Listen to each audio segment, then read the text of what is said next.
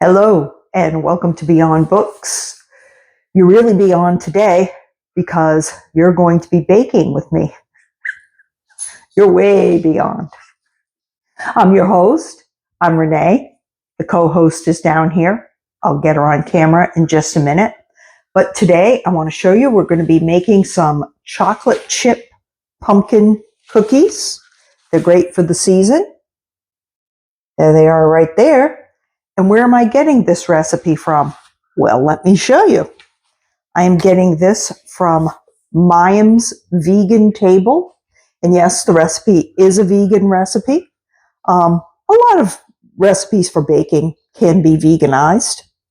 So it's really not a big deal one way or the other. I'm not doing this entirely vegan. I believe the chocolate chips that I bought probably have a little bit of milk in them.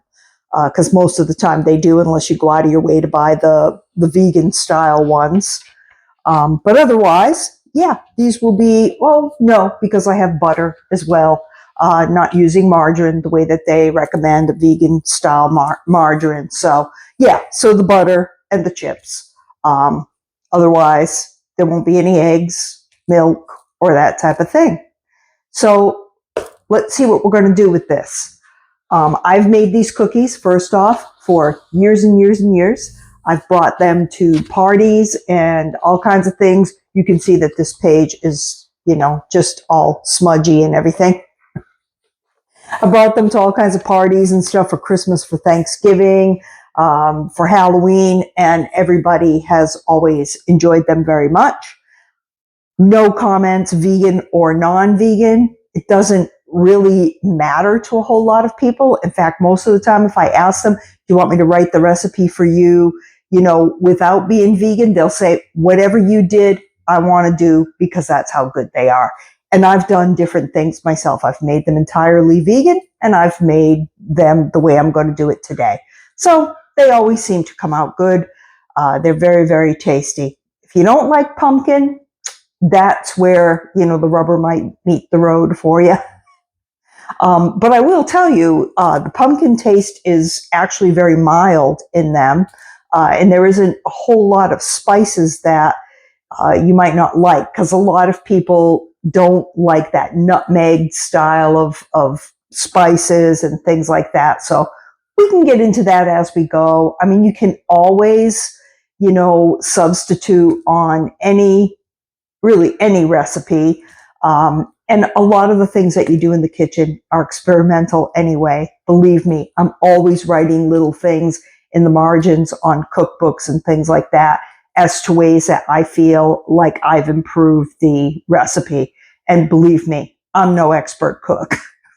I just know after doing it for a few years what I like and what I don't. So let's just go ahead and get started.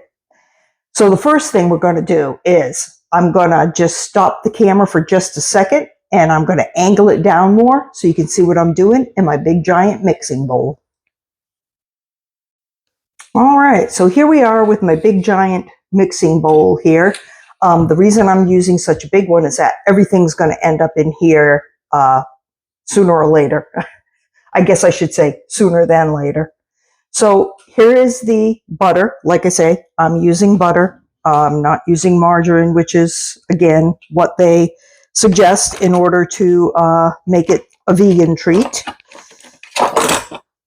So it's all softened. I took it out of the refrigerator and it didn't soften quite fast enough for me, so I put it in the microwave for a minute. So it's definitely soft now. So that, and the 2 sugars that go in it, one is 3/4 of a cup of granulated sugar, and the other is going to be 3/4 of a cup of brown sugar. So that's going to go in there too. I got a new brown sugar. Raina and I went out to Walmart just a little while ago, and we got ourselves a few things that we needed in order to make these. So here we go. 3/4 cup of that. And we're going to mix that around to get that nice and soft and creamy.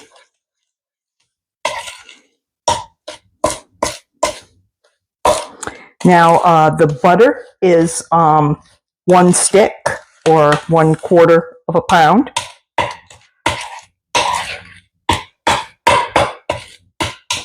I always love the smell of butter and sugar all mixed up together. And it mixes pretty easily. I'll show you what it looks like here in just a second.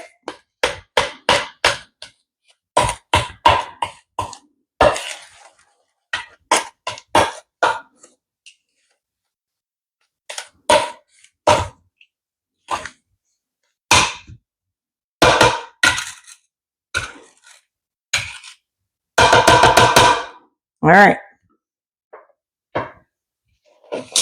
There it is. Just looks like a bunch of mixed up sugar and butter. And now, if you bear with me for one more minute, I just have to get out my pumpkin and open up the can. I haven't done that yet, so hang in there. Okay, so I've got the pumpkin all opened up, and this is the kind I'm using. It's just Walmart brand, nothing special. And you put in 1 cup of that.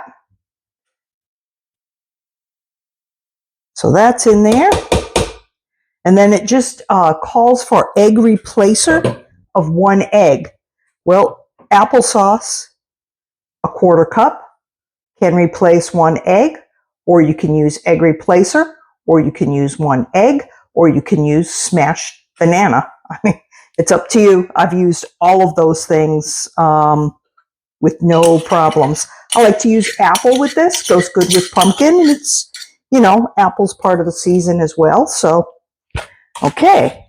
Now we're going to mix this around for a little bit, and then we're going to add our vanilla, which the vanilla amount is 2 teaspoons. So we'll get this all smudged in there. These smell delicious while they're cooking. I have the windows open, so I'm going to have the neighbors stopping by probably. See what I'm cooking. Because, you know, you use ginger and cinnamon, things like that. Once that gets in there, wow, smells great. And they come out a pretty color, that nice pumpkin color also. It's kind of festive.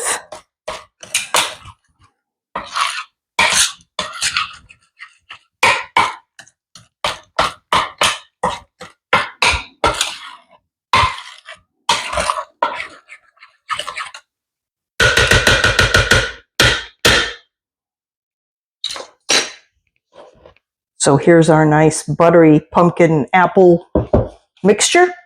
Going to get the vanilla, put that in there, give it another mix, and I'll be right back with you. Stay caught up. What I have mixed together so far is my 1 stick of butter, 3/4 cup brown sugar, 3/4 cup granulated sugar, 1 cup of canned pumpkin, my egg replacer, which in my case was 1/4 cup of applesauce, and 2 teaspoons of vanilla extract. So those are basically the wet ingredients. So there they are in my big bowl. So now to get the dry ingredients. I already have in here 2½ cups of all-purpose flour, which I almost just spilled all over the place. So now I want to put 1 teaspoon of ground cinnamon. So here is my cinnamon. I'm going to put in 1 teaspoon. That would be this. Ooh, that smells so good. Nope, that's half a teaspoon. 1 teaspoon. We are? Yes. Okay, so there's that. Half a teaspoon of ground ginger.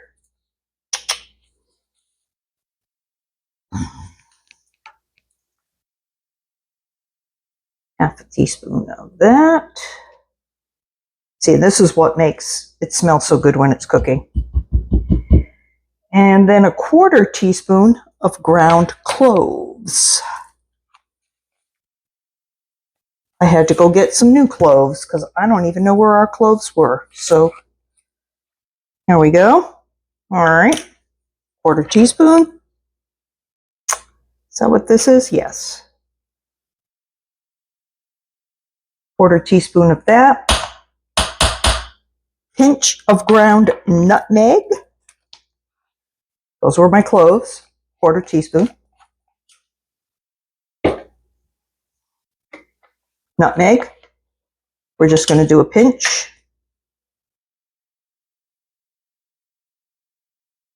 Which I'm doing with my fingers, clean fingers. Okay. 1 pinch of mace, which is optional. Now we have here baking powder. So I'm going to do 1 teaspoon of that. Clean off the spoon a little bit here. Starting to smell really good.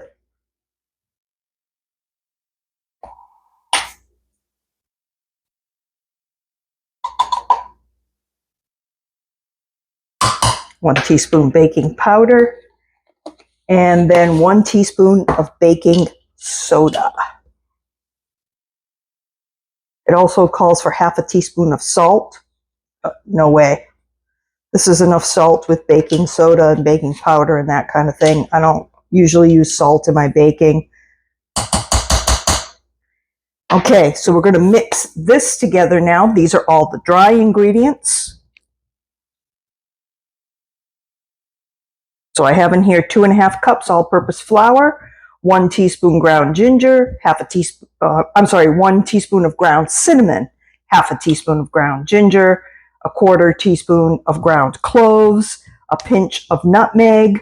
I skipped the mace, and then I have 1 teaspoon of baking powder and 1 teaspoon of baking soda. And no salt. I skipped the salt. Okay. Now, I want to take these dry ingredients that are all mixed. It's mainly flour, basically it's flour and my spices, baking powder and baking soda. And I want to pour those into my pumpkin mixture. So let's grab the pumpkin mixture, and we'll put our dry ingredients in without making a mess if possible.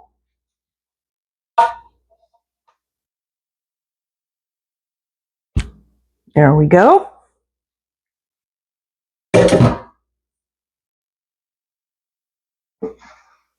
Okay, so now I'm on the other side of my kitchen, if you can picture that. And I have a couple of baking sheets with some parchment paper on them. And I'm going to start loading them up with cookies. And the way they suggest that you do that, and this makes some nice, big, good-sized cookies, is they suggest that you just go ahead and take it up with a quarter cup measurement, and then I just scoop it back out with a tablespoon, get it onto my parchment, and that's how big they're going to be while they bake. So give me a minute to get a few set up, and then I'll show you what they look like.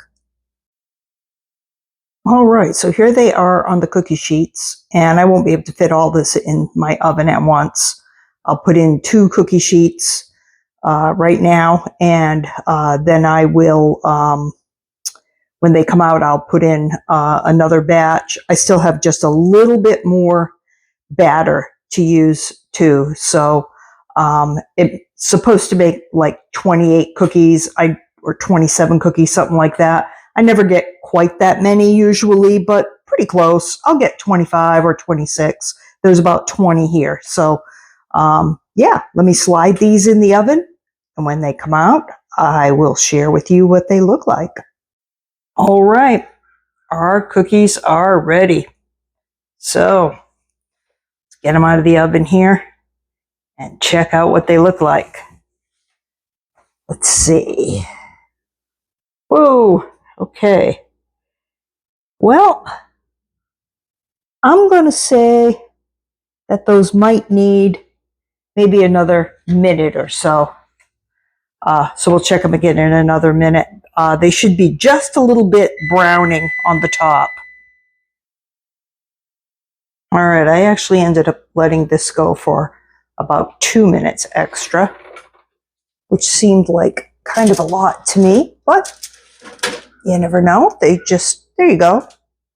Now you can kind of see where they're browning just a little bit, and that's the way they should be, just lightly browned on the tops. And we certainly don't want the bottoms to burn, so take them out. And we're going to let them cool in the pan for a minute or so, and then get them onto the wire rack to cool the rest of the way. They're kind of a cake-like inside, so I'll show you that when we take our first bite into one. Oh, that's my timer. I didn't shut it all the way off. There we go. So I'm going to do that and be back with you in just a little bit, and I'll show you how this all comes out.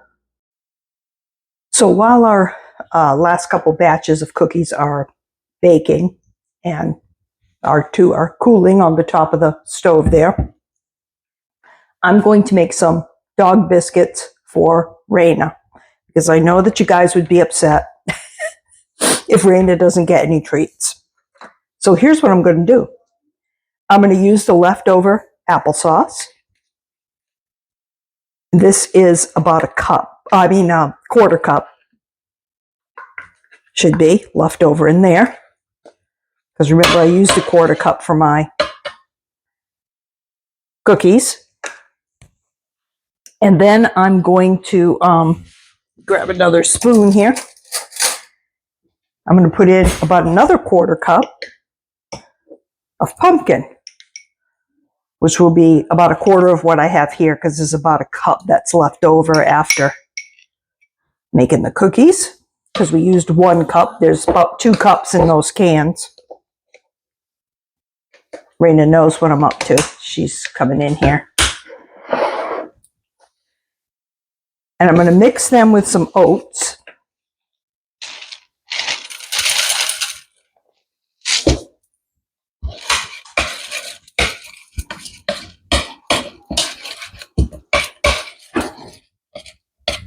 And if I have to, I can put in a little bit more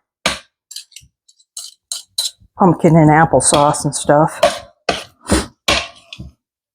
But I really don't want to make too much for her. It'll just be a few treats.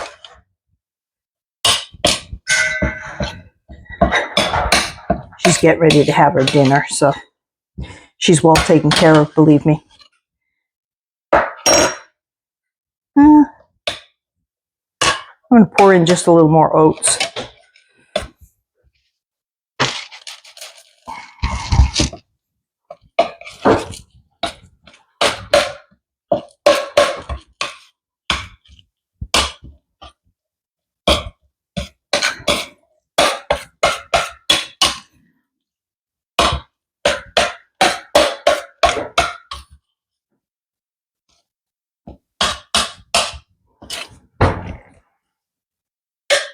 There we go. So that looks like that. Then I'm going to take it and put it into my mold. And these are little doggy paw prints. And we're going to put it in the freezer for about an hour. And then they'll harden up to a point where we can take them out of here very easily. And I can just, from then on, just keep them in the refrigerator. And they'll be ready for her to eat. I'm not going to give her too many of these each day, maybe like. All right, so here we are, ready to enjoy our cookies. I'll give you a nice close-up view of the cookies here. Yum, yum. And here's what I was talking about. I'll show you how the bottoms look. See, they get just a little bit brown, and the top as well. I made 23 cookies. It said that, you know, the recipe makes about 24, so I must have made them large. That's okay. And I did notice that there was one missing, however. So I think they've already been sampled. How, how was it? All right, great. And I know I still need to show you Raina's treats, which I will in just a moment after we're done with our cookies, because hers aren't quite ready yet. So if you like my content, please remember to subscribe and like. And thank you very much for watching. Have a great day. So here's one little paw print and one little bone. They weren't quite hard enough yet to remove from the little mold. So these were pretty good.